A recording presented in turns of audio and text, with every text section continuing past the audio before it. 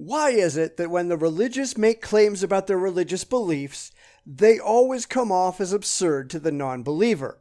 And why do the religious seem to think that there's something wrong with us for not buying into their unsupported bunk, instead of something wrong with themselves for being so undiscerning? Let's find out.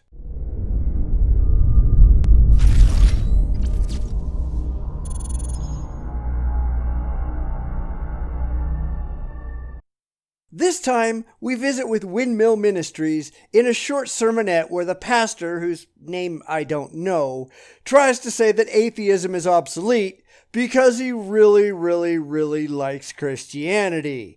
Yet he can't quite come up with any corroboratory evidence that shows that Christianity is factually true. And that's no surprise, because no Christian apologist can do that. And he thinks that there's something wrong with us. Go figure. So let's see what the pastor has to say, and why all he's doing is proving that religion is absurd. My oldest daughters are 3-year-old identical twins, Susie and Elsie. They have blue eyes, and Susie has a blonde Superman curl that goes right over her forehead and would put Clark Kent to shame. She's the lover, Elsie's the fighter. Susie has a soft heart, but this isn't a soft world. Susie will learn to ride her bike and fall, and I'll bandage her wounds. One day she might back my car into my house. I'll fix the siding and probably live with that dent. But I can't fix Susie's world. I can't still a voice inside her and us. It's a yearning for true justice. Which is not relevant to the world that we actually live in. Now, this is not a new claim. I wish it was, but we all know that it's not. This is fantasy thinking. This is utopian thinking.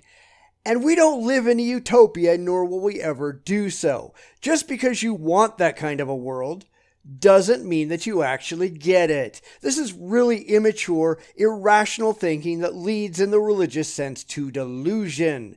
Desire for something doesn't mean that you actually can, or even should, get the object of your desire. Insisting that it has to exist, and if they have to make up some imaginary afterlife to get it, these people have serious psychological problems.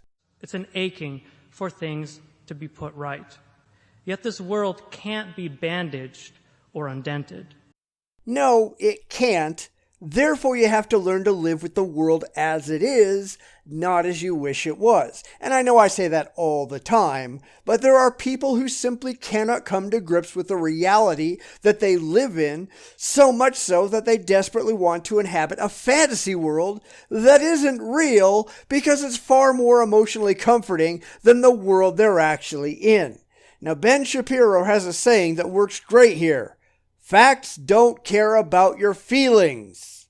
Now, it'd be great if he would accept that when it comes to his own religious faith, but it's very applicable here. Reality couldn't care less, metaphorically, about what makes you happy or sad. Coming to grips with reality as it is, that's part of the basic maturation process.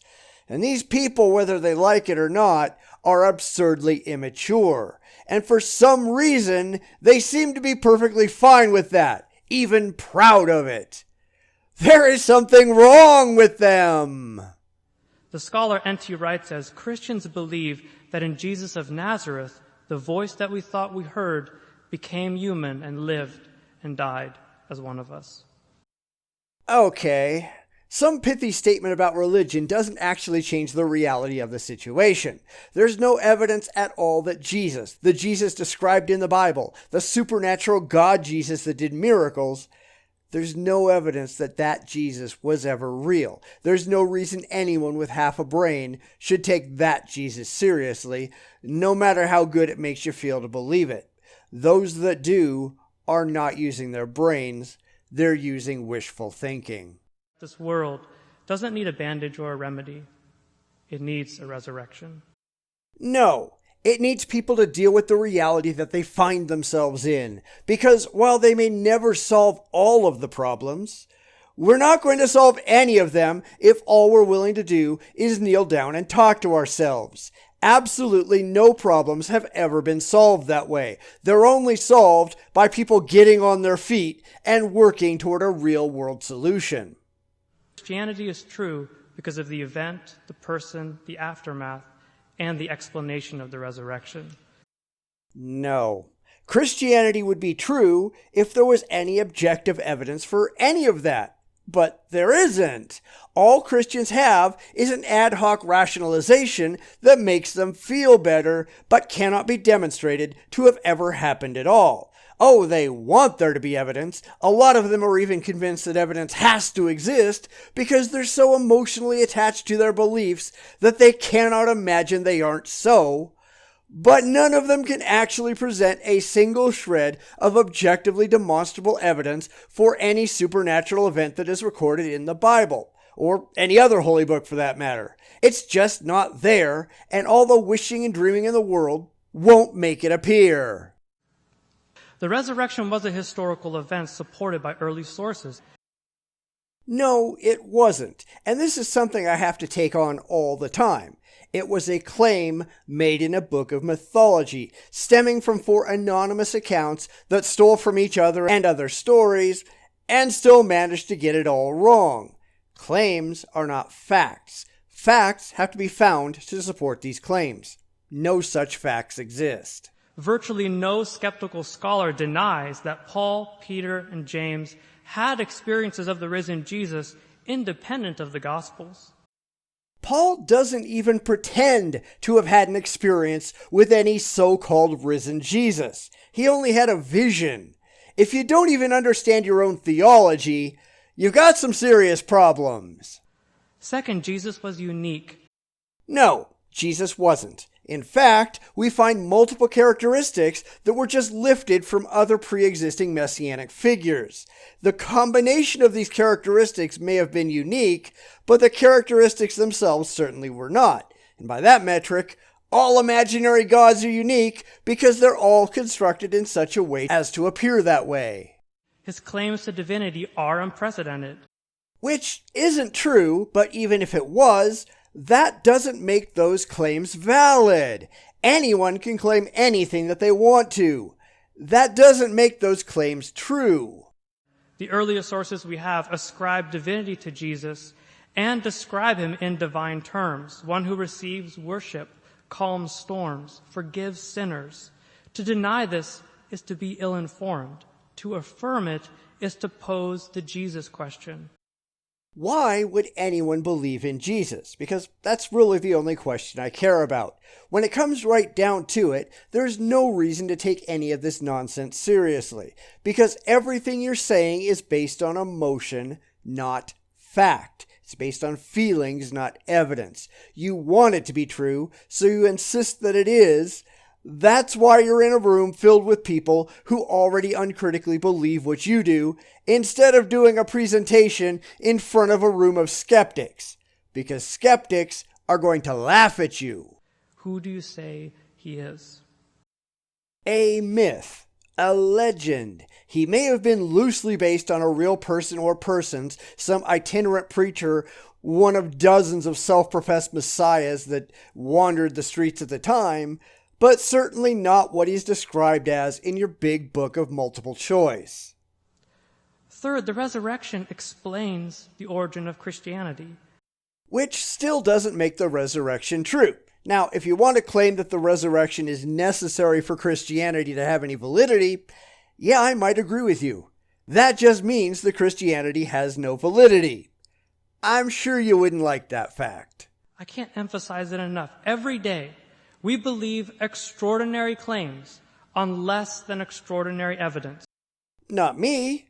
Why do you do that? Just because you find irrational people doing irrational things, that doesn't stop those things from being irrational. And this is yet another thing that I come across all the time. Not just from the religious, but from lots of different people. The idea that if someone else is doing something stupid, irrational, or unjustifiable, well, that just makes it okay for you to do it too.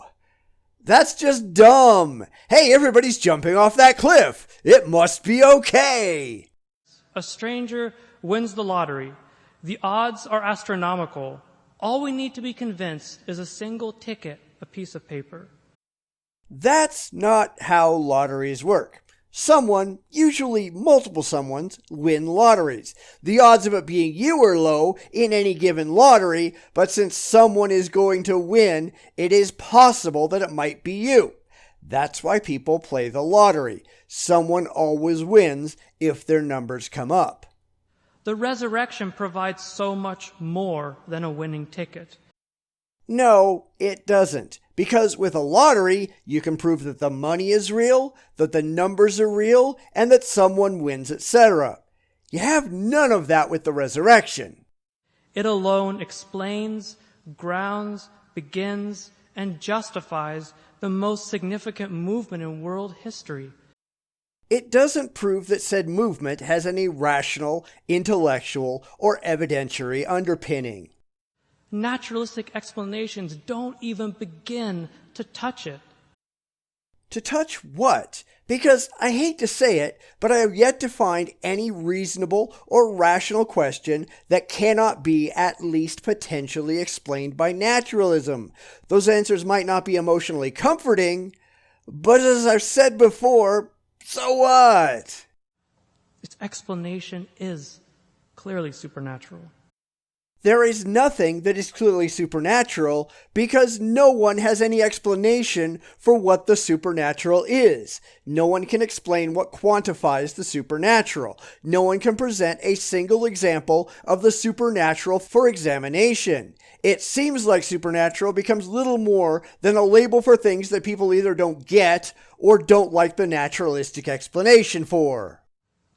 I've covered the event, the person, the aftermath, and the explanation of the resurrection. All very badly and irrationally. What is your reason to reject the resurrection of Jesus? Because everything you said was complete bullshit. If the resurrection is true, If. It's always if. Let me know when you can prove it. if it's true, then atheism, perhaps your atheism, is obsolete.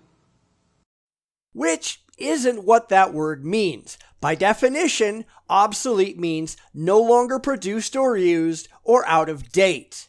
Clearly, this isn't the case because atheism, the rejection of religion, is one of the fastest growing demographics out there. In fact, it's religion that is shrinking. It is churches that are emptying out because more and more people don't believe in imaginary gods anymore. Maybe it's your religion that's obsolete. Maybe because there's an ever-increasing number of people who are recognizing just how absurd your claims are, how unsupported and how unjustified your beliefs are, and realizing that they have no place in the modern world.